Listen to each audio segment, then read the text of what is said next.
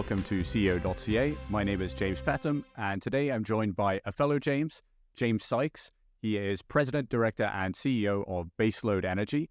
Baselode trade on the Toronto Venture Exchange under the ticker FIND, F-I-N-D, and they are a uranium exploration story coming out of the Athabasca Basin region. James, thank you so much for joining us today. Thank you very much, James. Always a pleasure to be here. So I'm wondering if you can kick things off with the elevator pitch. Tell us about Baselode. Tell us maybe some of the history and what's in the pipeline for the coming months. Baselode Energy is a uranium exploration company in northern Saskatchewan. Our exploration thesis is looking for near-surface, high-grade uranium deposits that have no sandstone cover and are in close proximity to a mill. We have made such a discovery, and we call it ACKIO. We're very happy to announce that we are currently drilling ACKIO with a 10,000 meter drill program to advance it to hopefully grow the deposit. So as far as the history of the company, we formed in June 2020, right before the market got hot, and it was perfect timing because that allowed us to get into the areas that we really thought were favorable for making a uranium discovery, especially being outside the basin. A little bit more challenging than being inside the basin. But there was some great ground that we were able to pick up. Roll forward to September 2021, we made our discovery on the company's very first drill program at ACKIO. So we drilled 4 holes that year. And then the following year, 2022, we completed another 76 drill holes for 22,500 meters. Very big program, did shotgun approach drilling on ACKIO, just to really emphasize the size of it and get and understand the geology of it and figure out where the higher grade pods are. Now that we know what they are, that's where we're focusing on. What to look forward to, as I said, we're drilling 10,000 meters. We started early June.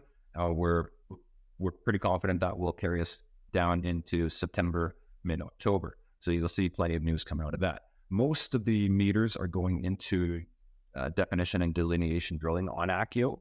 So really trying to increase what we know is there. And then we've got another 2,500 meters basically relegated to exploration within a kilometer of ACKIO. So we're looking for the next pod in the series of pods along this trend. There's also sub-parallel trends, structural trends that we want to follow up. And of course there's wildcat targets. So about 10 to 15 kilometers on the massive regional structure that we see. We've got some targets down there that we want to test as well.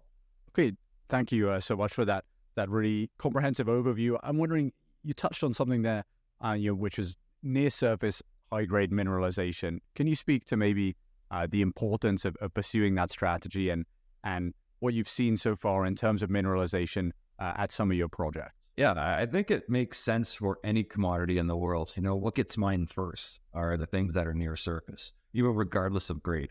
If you've got mineralization that's right at surface and you can open pit that, those are classically your first mines to move forward.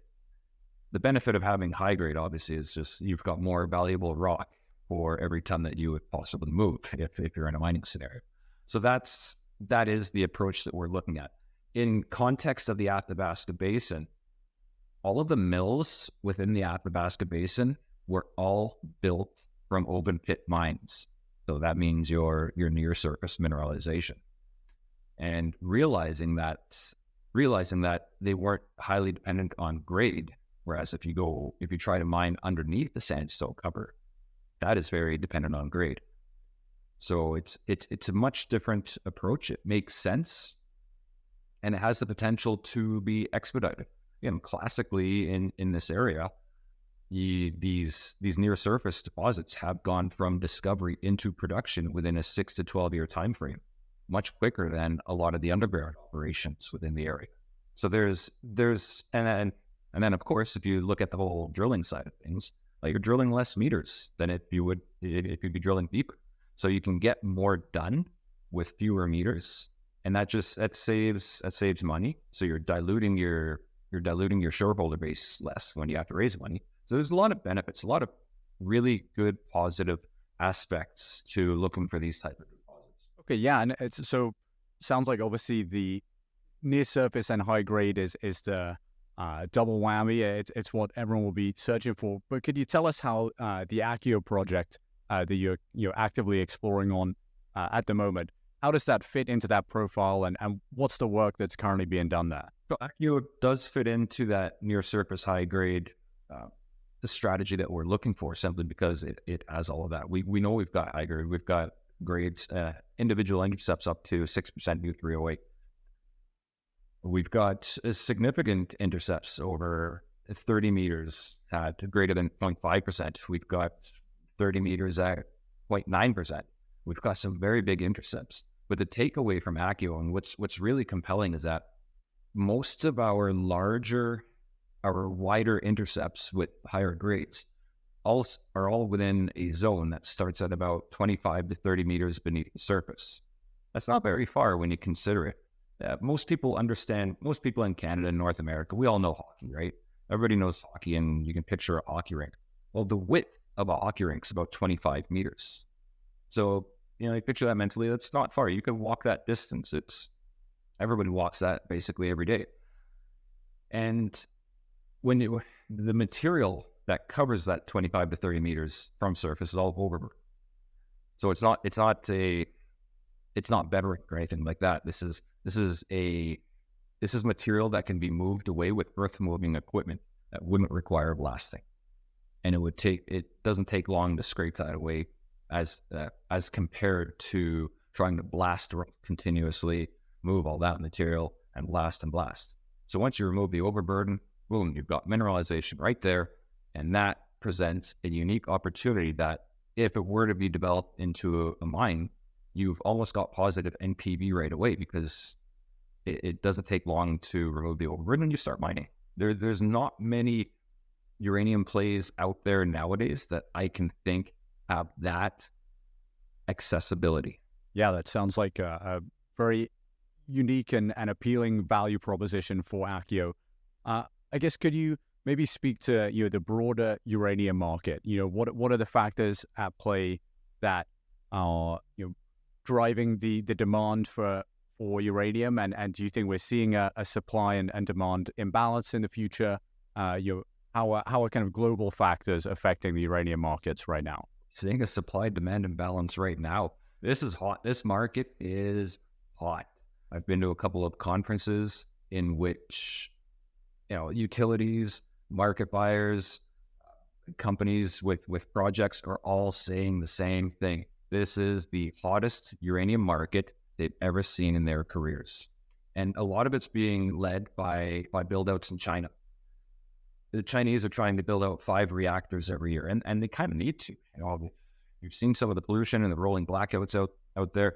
They need a green energy source, low CO2 emission. And they need something that's constantly on, that has greater than 90% efficiency. That's nuclear energy, hands down. Small footprints too. It's such a wonderful technology.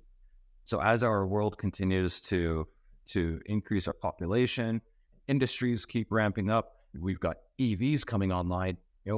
EVs require a lot of energy to power themselves. And if we get rid of all the combustion vehicles and go to EVs, we're going to need a lot of power. Where's that going to come from? A mix of renewables, whatever else is out there. But nuclear has to play a role in that. Nuclear is going to be a much needed power source globally. If some of the predictions and or I guess estimates or wants almost is that nuclear energy would provide at least 25% of global power source in the next 5 to 10 years. So this is something that we need to achieve as society. We really need to push the nuclear envelope. Yeah, absolutely. I think some of those numbers for energy demand simply don't add up unless nuclear is a serious player in the energy mix. James, are there any closing remarks that you have? Anything that you would want to share with the community at CEO.CA? We're drilling. We are drilling ACKIO. We are excited to see it comes out of the ground. Obviously, we want to find more high grade at ACKIO. We want to find extensions of zones. We simply want to see ACKIO grow, and we want to find more mineralization in new zones. we've got an unconformity target that looks absolutely incredible. The reason why I note that is simply because unconformity deposits usually have higher grades. Like that's where you get your 5%, your 10%, your 20s and 40%, crazy stuff. But we've never drilled this target, but we drilled close to it, and all of the anomalies look favorable for mineralization being there. So the potential is huge. We think we've got a great summer ahead of us, lots of results. Keep your eyes on Baselode, because again, we're drilling, got 10,000 meters, and we should have nothing but good results the whole way through. Fantastic. Well, James, thank you so much for joining us today, and we'll be sure to keep a close eye on Baselode over the coming months. Awesome. Thank you very much, James.